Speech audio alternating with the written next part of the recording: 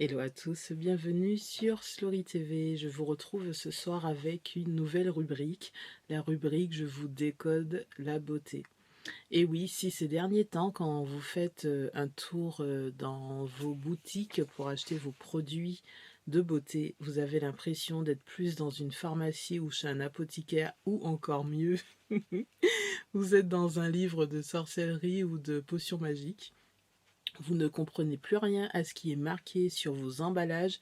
Je vous explique tout. Ça commence, c'est tout de suite, c'est sur Slory TV. On commence avec votre premier actif beauté. Il s'agit de l'acide hyaluronique. C'est obligé, vous en avez entendu parler. Donc vous le retrouvez souvent noté HA sur un produit.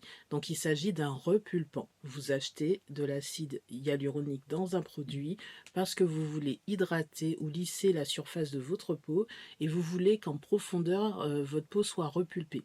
Donc voilà le principe de l'acide hyaluronique, pardon.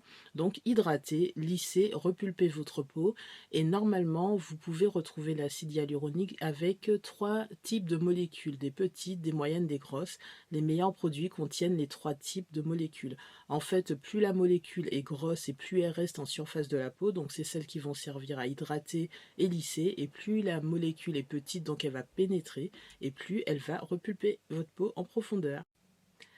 L'actif numéro 2 que vous allez retrouver dans vos produits de beauté, mais pas que, vous le retrouvez également dans des produits pour les cheveux, pour la peau, sans que ça soit un soin beauté, mais même un type de soin tout simplement pour la peau, vous allez retrouver le glycérol ou la glycérine. Il s'agit d'un hydratant rapide et durable, donc il capte et piège l'eau, et c'est ce qui permet en fait qu'il hydrate votre peau et qui conserve l'hydratation. Depuis 10 ans que je suis blogueuse, je vous avais déjà parlé en fait de la glycérine parce que c'est ce que j'utilise en fait dans mon vaporisateur pour les cheveux. Je mets de la glycérine dedans pour que avec l'eau, avec tous les mélanges que je mets dans mon vaporisateur, pardon, en fait ça permet de conserver l'hydratation des cheveux. Donc la glycérine, c'est quelque chose que je connais depuis très longtemps. Vous pouvez aller directement en pharmacie, demander au pharmacien de la glycérine et en acheter en direct comme ça. Vous retrouvez également du côté des actifs beauté les acides de fruits ou encore AHA, acide alpha-hydroxylé. Il s'agit d'acides permettant d'exfolier votre peau et donc de donner de l'éclat à votre peau. Donc vous retrouvez les acides de fruits sous d'autres noms comme acide glycolique, acide lactique, acide mandélique, acide malique. Donc tout ça, ce sont des exfoliants, ce sont des produits que vous allez utiliser pour exfolier votre peau. Donc à la différence du gommage, comment dire, les acides de fruits vont exfolier de façon chimique votre peau. Donc pas besoin de frotter, pas besoin de, vous voyez, d'écrasser à l'ancienne. Non, là vous laissez poser tout simplement sur votre visage et ça fait le boulot. Donc les acides de fruits ont remplacé plus ou moins ce qu'on appelait avant le rétinol. Le rétinol qui est de la vitamine A acide. Donc le rétinol en fait était un peu trop puissant pour certaines peaux. Il existe encore, mais il a eu pendant un certain temps une mauvaise réputation parce qu'il était trop fort pour certaines peaux. Les acides de fruits sont forts également, les AHA, donc si vous en trouvez sur des produits, faites attention. Pour les peaux très très sensibles, ce n'est pas bon. C'est plutôt pour des peaux moyennement sensibles ou pas du tout sensibles que vous utilisez les AHA. Donc les acides de fruits AHA ont remplacé le rétinol parce qu'il y a une meilleure tolérance, mais ça reste quand même une agression pour la peau, même si ça permet d'exfolier, de retirer de la matière qui reste sur votre peau, des cellules mortes qui restent sur votre peau. Mais en tout cas, il ne faut pas frotter. Et si vous avez la peau très sensible, évitez d'utiliser les AHA. Donc, ce sont des petites molécules, donc elles pénètrent dans la peau, contrairement à des grosses molécules qui restent en surface. Donc, dans quel cas nous allons utiliser les AHA? On les utilise pour renouveler les cellules de la peau, on les utilise pour booster les fibres élastiques de la peau et lutter contre les taches pigmentaires. Un autre type d'actif que vous allez retrouver dans vos produits de beauté, que vous voyez très très très souvent, c'est la vitamine C. Donc la vitamine C est un anti-tache, elle protège, donc elle va booster la production de fibres élastiques, elle va booster le collagène, accélérer la cicatrisation de la peau et protéger les cellules contre l'oxydation. C'est un anti-âge. Le cinquième type d'actifs beauté que vous allez retrouver, ce sont les polyphénols. Vous en trouvez vraiment dans beaucoup de sérums pour la peau. D'autres noms des polyphénols, ce sont les flavonoïdes, les resvératols, les anthocyanes, les curcumines, pardon. Les polyphénols protègent les cellules contre l'oxydation. Sixième type d'actif beauté, c'est le Centella asiatica ou encore l'herbe du tigre. C'est tout simplement un cicatrisant. Ça va stimuler la fibre de collagène et les élastines ou l'élastine. Ça va accélérer la cicatrisation de la peau. Pour la petite histoire, en fait, on appelle le Centella asiatica herbe du tigre parce que c'est un nom qui vient d'Asie. Parce que les tigres, quand ils combattaient et qu'ils avaient des blessures, en fait, après les combats, ils se roulaient dans cette herbe et ils cicatrisaient, tout simplement.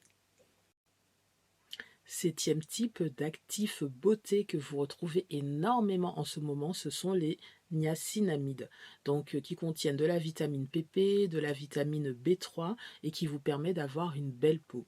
La niacinamide permet d'avoir une production de céramide plus importante et donc d'avoir une peau plus forte, moins déshydratée. Elle a des propriétés antioxydantes et anti-inflammatoires. Ça permet d'estomper les rides, de resserrer les pores et de contrôler la production de sébum. Le huitième actif beauté que je vous décode, ce sont les peptides. Les peptides sont un tenseur qui permettent un renouvellement cellulaire. Vous allez avoir plus de production de collagène et d'élastine, un ralentissement des rides, de l'apparition des rides, une uniformité du teint, moins de taches, moins d'hyperpigmentation, ce sont les peptides. Le neuvième actif beauté est le zinc. Vous connaissez forcément ce mot. Le zinc permet d'assainir et de purifier la peau. Il est recommandé pour les peaux grasses, acnéiques ou mixtes. Le zinc est un antiseptique, un anti-inflammatoire. Il permet de réguler le sébum, de cicatriser la peau et de limiter les marques de l'acné. Quand vous avez plein de boutons et que forcément ça laisse des traces, en fait l'utilisation du zinc va permettre de réduire ces cicatrices. En dixième actif beauté, nous allons retrouver le BHA qui est un cousin de l'AHA. L'AHA, pour rappel, c'est l'acide alpha-hydroxylé, alors que le BHA, c'est l'acide bêta-hydroxylé. On le retrouve également sous le nom d'acide salicylique. C'est également un exfoliant, qui est anti-inflammatoire, qui permet d'éliminer le teint, de réduire les problèmes d'acné, les points noirs. Il est plutôt recommandé pour les peaux mixtes à grasses, un peu comme pour le zinc. Il réduit également les pores dilatés. Il augmente la résistance de la peau face aux ultraviolets. La différence entre le BHA et le AHA au niveau des molécules, c'est que le BHA a des molécules plutôt moyennes, alors que le AHA a des molécules plutôt petites, qui pénètrent un peu plus dans la peau. Le BHA est légèrement moins agressif que le AHA pour la peau. Le 11e actif beauté, il va s'agir de la vitamine E qui va illuminer votre peau. C'est un antioxydant qui va stimuler la production de collagène, aider à l'élasticité de la peau, atténuer les taches brunes, combattre les radicaux libres. La vitamine E, c'est votre ami. Dans la famille des acides, nous allons retrouver le PHA qui est le polyhydroxyacide. C'est un cousin du BHA, l'acide bêta-hydroxylé, un cousin de l'AHA, l'acide alpha-hydroxylé.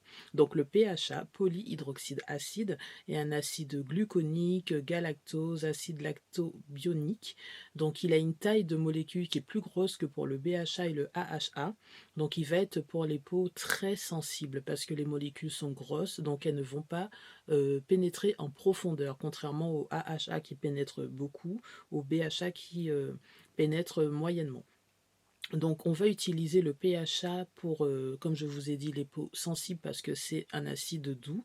Donc il réduit les rides, réduit les taches, lisse le grain de la peau, il hydrate, c'est un antioxydant, il apaise de la peau. Il est vraiment conseillé contre la sécheresse cutanée et les rosacées. Donc il est quand même moins efficace que le AHA et le BHA, il est non irritant. Donc moins efficace parce que les molécules pardon, sont plus grosses. Le 13e actif sur ma liste est l'huile de moringa qui va protéger la peau, réparer la peau contre les dégâts de la pollution, c'est un anti-âge, donc ça va raviver l'éclat naturel de la peau, combattre l'acné, combattre les taches brunes, nettoyer, rajeunir et nourrir. L'huile de moringa, c'est parfait. Vous avez également la poudre de moringa qu'on peut utiliser de façon alimentaire dans l'alimentation. Donc vous avez les deux, le moringa c'est quand même un ingrédient magique. Le 14e actif beauté est très connu et il n'est pas connu uniquement pour les produits de beauté, il est connu également en termes de boissons bonnes pour la santé, donc il s'agit du kombucha. Je ne sais pas si ça se prononce comme ça, mais en tout cas, c'est comme ça que je le lis. Le kombucha qui est plutôt une cible contre les taches, en fait, vous allez principalement l'utiliser contre les taches. Donc, qu'est-ce que le kombucha? C'est un champignon issu de la fermentation du thé sucré. Il y a énormément de vidéos sur les réseaux à propos du kombucha, de la mère, des fils, des filles, des fous. C'est compliqué cette histoire, mais en tout cas, dans les produits de beauté, le kombucha est composé donc d'enzymes, de probiotiques, de vitamine B, de lactobacilles, d'acide gluconique, d'acétate lactique, de minéraux, d'antioxydants, de vitamine C, D et d'acides aminés. C'est une bombe pour votre peau. Donc ça permet de réguler le microbiote de la surface de l'épiderme, d'éliminer les peaux mortes, de permettre une bonne santé de votre peau, de lisser la peau, de la rendre souple, ferme, douce, et c'est également un antibactérien. Franchement, le kombucha à l'extérieur, à l'intérieur, c'est un élément magique. Le 15e actif, c'est le bakuchiel qui est un cibleur de rides et un anti-âge parfait. Donc c'est un antioxydant naturel. C'est une bonne alternative au rétinol pour ceux qui trouvent que c'est trop agressif, pardon. Ça vous permet de diminuer vos rides, de diminuer l'hyperpigmentation. Par contre, ça va vous donner une meilleure élasticité de la peau, une bonne fermeté de la peau, pas d'irritation puisque c'est naturel. Ça va stimuler votre collagène. Donc le bakuchiel ne vous empêche pas de vous exposer au soleil. Si vous utilisez donc cet actif dans vos produits, ça ne vous empêche pas de vous exposer au soleil, contrairement aux AHA, BHA et PHA, qui eux sont quand même des actifs qui vont sensibiliser votre peau et donc vous ne pouvez pas normalement vous exposer au soleil sans mettre une protection solaire si vous utilisez les acides de fruits, alors que le bakuchiel ne vous empêche pas du tout de vous exposer au soleil. Le 16e actif est l'argile blanche, encore appelée kaolin. Donc c'est un actif très doux, pur, donc il va vous permettre de nettoyer votre peau en profondeur et de la purifier. Donc l'argile blanche est riche en silice, en sels minéraux, en fer, en zinc, en potassium, en magnésium, en calcium. Donc ça va vous permettre d'absorber, de reminéraliser, de détoxifier, de matifier, d'adoucir, de tonifier, de cicatriser votre peau et ça va vous permettre de préserver votre hydratation. Le 17e actif est le scalane qui va permettre de repulper et d'hydrater votre peau. Donc cet actif empêche la déshydratation de la peau, c'est pour les peaux vraiment très sèches, ça va améliorer l'élasticité de votre peau et c'est également un antioxydant, donc un anti-âge. Le 18e actif est mon préféré parce que j'ai les yeux sensibles et il est le spécialiste des yeux sensibles. J'ai nommé le bleuet. Donc il est bon en contour des yeux. C'est un anti-inflammatoire, un anti-cerne, anti-poche, anti-rides, apaisant, décongestionnant. Il resserre les pores, il relance la microcirculation du contour de l'œil. Il est meilleur si vous le mettez d'abord au frigo avant de l'utiliser autour des yeux.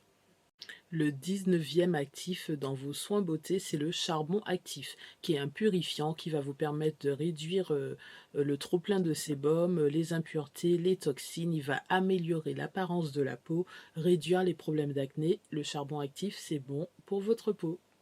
Le 20e actif dans vos soins beauté, ce sont les probiotiques. Donc, ce sont des bonnes bactéries, des micro-organismes donc bénéfiques pour la peau qui vont, permettre de créer un bouclier, protecteur. Ils vont servir, d'anti-inflammatoires, ils vont soulager les peaux sensibles, acnéiques, atopiques et c'est également un anti-âge, les probiotiques.